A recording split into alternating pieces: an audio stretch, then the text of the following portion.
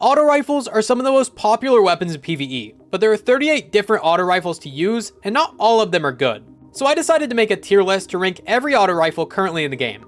Keep in mind, these are my opinions because your opinions are wrong. I'm Marshix, and first up is Summoner. This is the Trials auto, and the best roll it gets is Overflow plus Rampage. That's decent, but definitely not great, so let's put it in maybe. Arctic Haze. I actually quite like this auto rifle, but it definitely doesn't fit in good tier. Maybe if it had something better than Vorpal. Rufus's Fury. This is a newer auto rifle, and it gets multiple god rolls, like Reconstruction Target Lock or Demolitionist and Hatchling. It's easily one of the best auto rifles in the game, so it definitely deserves OP tier. Shadow Price is an interesting one. I never see anyone use this, but it's probably my favorite ARC auto rifle. It doesn't get any insane rolls, but it's a solid option. I'm gonna put it in good tier. Okay, Crate. Out of the few stasis auto rifles, this is probably the best. It does get some good rolls like Stats for All, 1 for All, Subsistence Headstone, and some other good things, but none of them are S tier, so the best I can do is good. Scathelock, the meme of a weapon. I always hated this auto rifle, but it actually just got an update, and now it's pretty good. It gets Rampage, Multi-Kill Clip, Adrenaline Junkie, Subsistence, a bunch of great perks, but it's still Scathelock, so... I don't even know how to say this next one, but it's a 360 solar auto that no one has ever used. Ever. Garbage. Same thing with Reckless Oracle. 360s are just bad, and both of these get bad rolls. There's really just no reason to use this over something like Gnawing Hunger. Speaking of, Gnawing Hunger is still OP. This gets Subsistence, Auto-Loading, Rampage, Kill Clip, Multi-Kill Clip, Demolitionist, Swashbuckler. You can't really get a bad roll. And if you manage to get the curated roll back in the day, it can even have Overflow and Rampage, which is a monster. Easy S tier.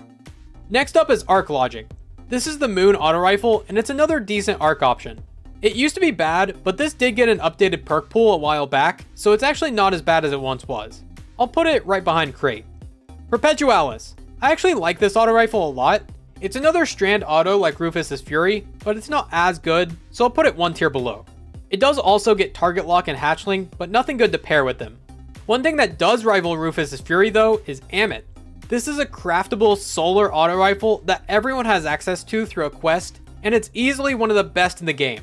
It gets enhanced incandescent, which makes it really good in solar builds, and it puts Amit on the same tier as things like Callus Mini Tool and the Battle Rifle. Not only am I putting this in the top tier, it's taking the #1 spot for now. Cerberus. This is basically a shotgun auto rifle, and those things don't mix well. This would maybe be good if it was a legendary, but it takes your exotic slot, so I will never use this. Garbage. Speaking of garbage, Age-Old Bond used to be garbage, but this season it got a craftable version with new perks, and wow, they're good.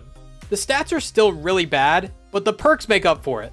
You definitely want one with repulsor brace and destabilizing rounds, so you can have infinite overshields. Not quite sure if that makes it OP, but it's definitely good.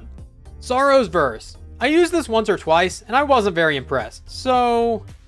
Quicksilver Storm.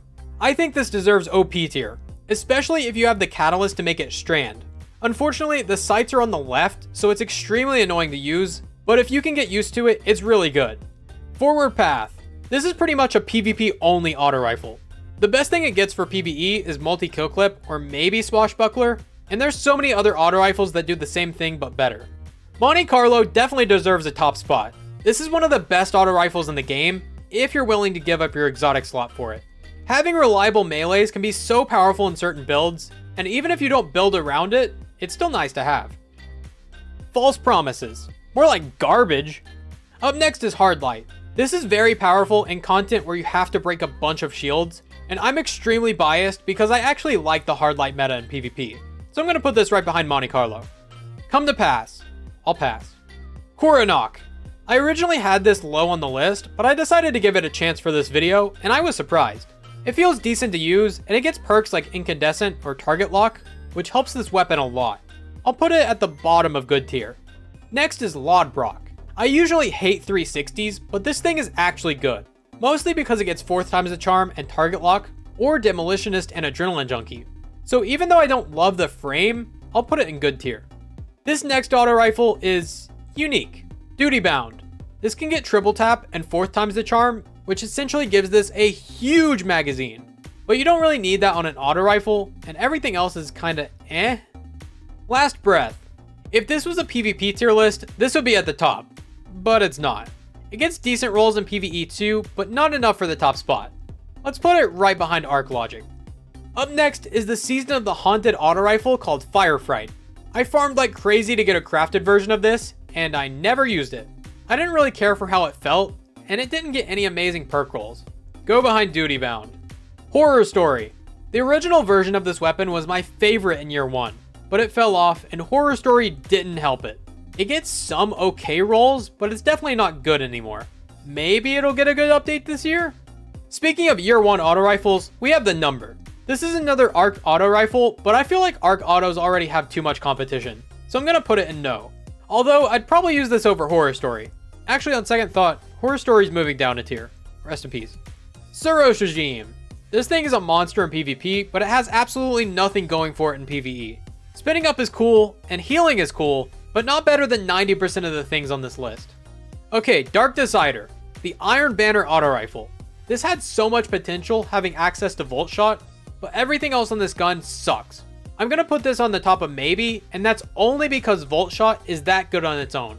Not having anything else to go with it really holds it back. Tommy's Matchbook. This auto rifle is the best at setting itself on fire. That's pretty much it. Dealing damage to yourself is almost never worth it, especially with this because it has almost no upside. Garbage!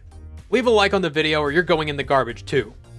Chroma Rush. I love this auto rifle. I'll put it right next to Crate because they're kind of the same gun, just one is kinetic and the other is stasis.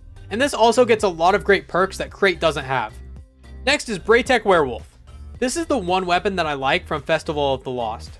But just because I like it doesn't mean it's very good. It does get some decent rolls, but I think the best I can give it is next to Dark Decider. Sweet Sorrow. It's very similar to Arc Logic, but I'm going to put it a little higher on the list because it can be crafted, which means it can get enhanced perks. And it has the Land Tank origin trait to buff your resilience by a lot just by getting kills. Next up is Sweet Business.